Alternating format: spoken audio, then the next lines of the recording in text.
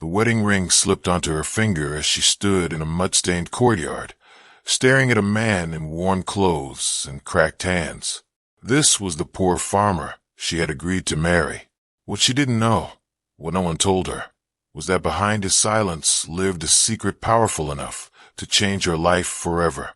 Elena arrived in the village just before sunset, her suitcase coated in dust, her heart heavier than it had ever been. She had answered the mail-order advertisement out of desperation, not hope. After years of loss, her parents gone, debts piling up, dreams shrinking, this marriage felt like survival, not romance. The letter had promised honesty, a simple farmer, a hard life, little money. She had accepted that. Poverty, at least, was familiar. When she saw Daniel for the first time, her expectations were confirmed. His shirt was faded, his boots worn thin. His hands were rough, marked by labor. He didn't smile much, only nodded politely, eyes lowered as if carrying invisible weight. Elena felt a flicker of disappointment and guilt for feeling it. She reminded herself she hadn't come for comfort or luxury. She came to rebuild a life. The farmhouse was modest, almost fragile against the open land. One bedroom, sparse furniture, silence. That night, Elena lay awake listening to the wind, wondering if she had traded one hardship for another. Daniel slept on the far edge of the bed, careful not to touch her, respectful, distant, as if he was hiding more than words. The days settled into routine quickly. Elena cooked, cleaned, and learned the rhythm of the farm. Daniel left early every morning, returning at dusk with dirt under his nails and exhaustion in his eyes. He never complained, never explained. When she asked questions, he answered gently but briefly, as though afraid of saying too much. Money was tight, or so Elena believed. Daniel handed her a small amount each week for groceries, apologizing quietly, his shame louder than his words. She told him it was enough, though it wasn't. She skipped meals some nights, pretending she wasn't hungry. Sacrifice had become second nature to her long ago. What unsettled her wasn't the poverty. It was the mystery. Daniel paid bills on time without stress. Strangers occasionally stopped by the farm, well-dressed, respectful, calling him sir. He dismissed them quickly, always when Elena wasn't near. When she asked, he said they were old friends. At night, she noticed him reading documents by lamplight, papers he folded away the moment she entered. There was kindness in him, deep, quiet kindness, but also walls she couldn't see through. Elena began to wonder if she truly knew the man she had married, or if she had only met the mask he chose to wear. One afternoon, Elena followed Daniel without meaning to. He had left in his old truck, and something, instinct, maybe loneliness, pushed her to take the bus into town. She saw the truck parked outside a grand building she had never noticed before. Polished glass, security guards, power. Confused, she waited. Then she saw him walk out and command the space, shaking hands, giving instructions. His posture transformed. The guards nodded at him with respect. A man in a suit thanked him repeatedly, almost nervously. Elena's breath caught. This was not the poor farmer she knew. Her heart raced with questions, anger, and fear. Had he lied? Had this entire marriage been built on deception? She returned home before him, sitting at the kitchen table long after dark. When Daniel finally arrived, she confronted him, her voice trembling. "Who are you really?" He went still.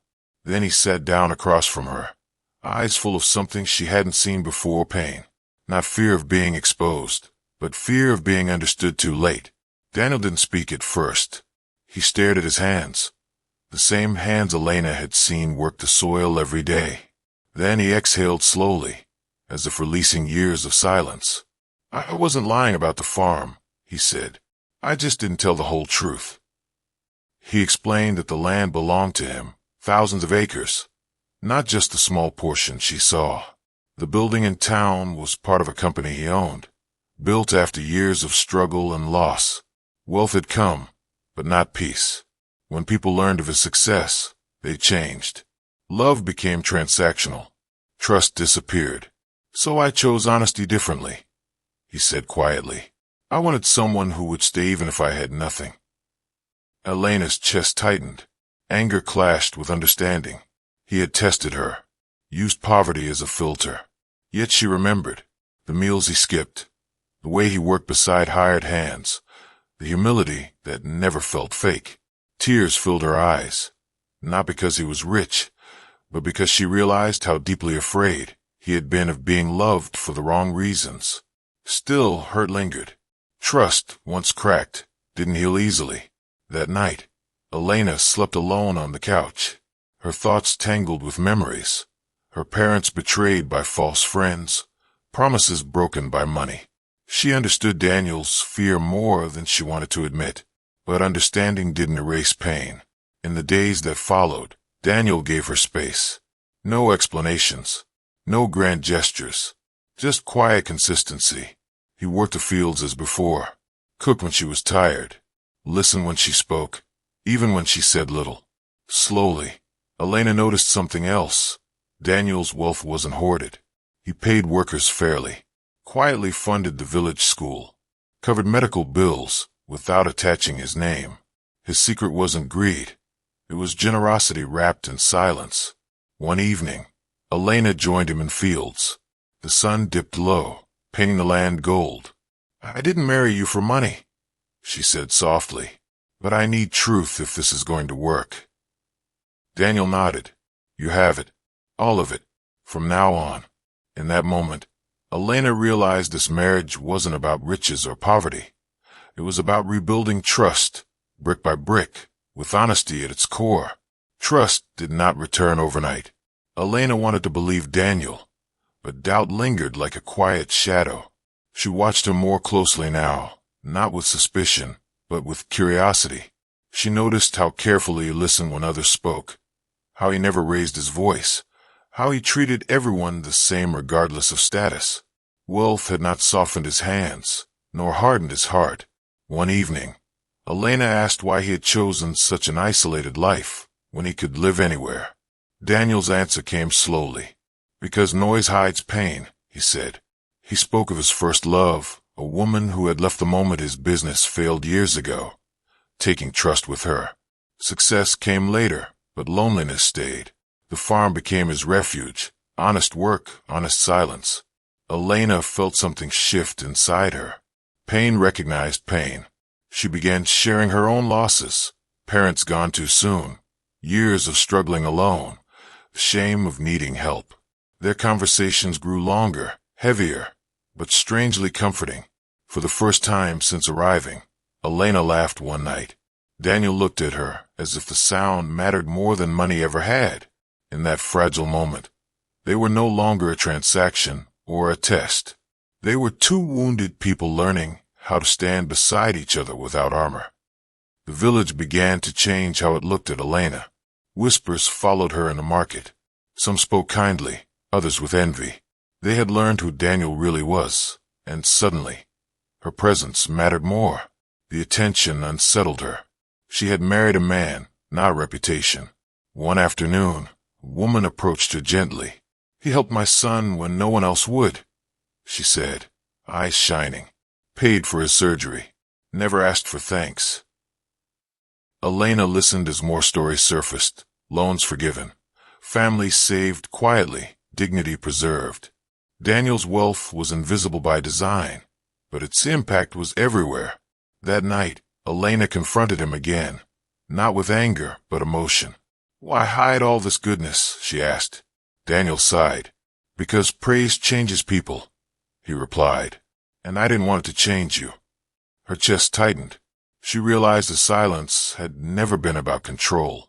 It was protection, misguided, perhaps, but rooted in fear.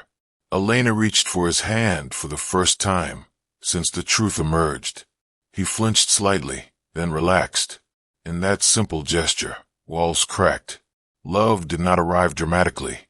It seeped in quietly, like rain soaking dry earth, unnoticed until everything began to grow. The real test came unexpectedly. A distant relative of Daniel's arrived unannounced, sharp-dressed, smiling too much. He spoke openly about money, investments, influence. Elena watched Daniel's shoulders stiffen. The man assumed Elena was impressed. She wasn't. That evening, after the visitor left, Daniel seemed withdrawn. "This is why I hid," he admitted. "People see wealth and forget humanity." Elena surprised him by saying, "Then don't hide anymore. Just choose who gets close." Her words stayed with him. Days later, a storm destroyed part of the village. Crops ruined. Homes damaged. Daniel didn't hesitate. He opened his resources fully, standing beside workers, distributing aid personally. Elena worked with him, comforting families, cooking meals, listening to grief. For the first time, she saw his strength in the open. People cried with gratitude, not because he was rich, but because he cared. That night, exhausted, Elena leaned against him. "This is the man I married," she whispered. Daniel's eyes filled with tears. For the first time, he believed he was loved not despite his wealth, but beyond it. Love began to settle into their home. Not loud, not rushed, but steady. Elena no longer felt like a guest in his life. She felt chosen. They argued sometimes, but honestly. They learned each other's fears, habits, silences. Daniel no longer hid documents. Elena no longer feared the truth. One night, Elena admitted something she had carried quietly. "I was afraid I'd always be the poor girl you rescued." Daniel shook his head. "You saved me," he said simply, "from becoming someone hollow." They planned together now. How to improve the farm, help the village sustainably, live simply despite abundance. Wealth became a tool, not an identity. Yet doubt tested Elena one last time. When investors invited her to luxury events, she wondered briefly if this life would swallow her values. But each time, Daniel chose home over display, purpose over praise. She realized then, true wealth wasn't hidden in bank accounts. It lived in character, restraint, and the courage to love honestly after being broken. On the anniversary of their marriage, Daniel took Elena back to the same muddy courtyard where they first stood as strangers. He knelt, not with diamonds, but with a simple letter. "This time," he said, voice shaking, "I'm asking you to choose me again, fully, knowing everything." Elena cried as she read words of apology, gratitude, and love. Not promises of luxury, but of truth, partnership, and respect. She looked around at the land, the people, the life they had built quietly. "I already chose you," she said. "Not the farmer, not the businessman, the man who stayed kind when he didn't have to." They embraced as the sun set, the earth beneath them unchanged, but everything else transformed. What began as survival had become connection. What started with secrecy had grown into trust. And Elena understood the greatest lesson of all. Love built on honesty may begin slowly, but it lasts longer than any fortune. As months passed, the farm transformed, not into luxury, but into harmony. Elena learned every corner of the land, every worker's name, every quiet struggle hidden behind polite smiles. Daniel no longer stood apart from his world. He stood within it, grounded and open. Together, they created routines that felt like healing. Shared meals, long walks, honest conversations at dusk. One evening, Elena found Daniel staring at an old photograph. A younger version of him stood beside a woman whose smile felt distant even in memory. He finally spoke of her without bitterness. "I blamed myself for years," he said. "Thought love failed because I wasn't enough." Elena listened, holding space for his regret. "Sometimes love fails because it was never meant to stay," she replied softly. "But it teaches us how to love better next time." Her words settled deep. Daniel realized healing wasn't forgetting pain. It was understanding it without letting it rule the future. That night, he slept peacefully for the first time in years. Elena, too, felt change within herself. She no longer saw herself as someone rescued by marriage. She had built this life with intention, patience, and courage. Standing beside Daniel wasn't dependence. It was partnership. And for the first time, She felt rooted not by necessity, but by choice. A letter arrived unexpectedly, marked with official seals. Daniel grew quiet as he read it. His company was being offered a major expansion overseas, a chance to multiply his wealth beyond imagination. The offer demanded relocation, visibility, and compromise. Elena sensed the weight immediately. "What do you want?" she asked gently. Daniel hesitated. Once, he would have said yes without question. Success had been survival back then, but now, success had a different shape. He looked around the farmhouse, the simple table, the open fields, the life they had stitched together slowly. "I want peace," he said, "and purpose." They talked long into the night, weighing opportunity against values. Elena admitted her fear, not of wealth, but of losing themselves again. Daniel confessed his temptation. To prove something to the world, he no longer needed to impress. In the end, they chose restraint. They declined the offer, instead investing locally. Schools, healthcare, sustainable farming. The decision shocked investors, confused outsiders. But inside their home, it brought calm. That choice became a turning point. Elena realized that second chances weren't always about gaining more. They were often about choosing less, intentionally, and loving deeply within it. The village held small celebration one evening, not for wealth, but for gratitude. Lanterns lit the night, music floated softly, and stories were shared openly. Elena watched Daniel laugh with people who had once feared him from a distance. Now, they saw him clearly. An elderly man approached Elena quietly. "He lost himself once," the man said. "You helped him come back." Elena shook her head. "He found himself. I just stayed." That truth echoed inside her. Love didn't fix people. It accompanied them while they healed themselves. Watching Daniel speak openly, without hiding, she felt proud, not of what he owned, but of who he had become. Later, Daniel thanked her for staying, when leaving would have been easier. Elena replied honestly, "I stayed because you chose truth when it mattered." Under the lantern light, they danced slowly, not as a spectacle, but as two people who had walked through misunderstanding and come out softer, wiser. In that moment, Elena understood something profound. Wealth could open doors, but only vulnerability could open hearts. And hearts, once opened with care, could build legacies far stronger than money ever could. Winter arrived gently, wrapping the land in stillness. Elena found comfort in the quiet now. She no longer measured life by what was missing. She measured it by what felt whole. One night, Daniel asked her a question that surprised her. "If you had known everything from the start, would you still have come?" Elena thought carefully. Then she answered honestly, "I would have come differently, stronger. But yes, I would still choose you." Tears filled Daniel's eyes, not because of reassurance, but because of redemption. The lie he once told to protect himself no longer defined their story. What defined it was what followed: accountability, patience, and love that stayed. They spoke about the future, not in terms of wealth or plans, but values, kindness, truth, simplicity, teaching others that success didn't have to erase humanity. Elena rested her head on his shoulder, listening to the steady rhythm of a life rebuilt. She realized the greatest risk she had taken wasn't marrying a poor farmer. It was trusting again after loss. And that risk had given her something priceless. A love that didn't perform, pretend, or prove, only stayed. Spring returned, and with it renewal. New crops grew.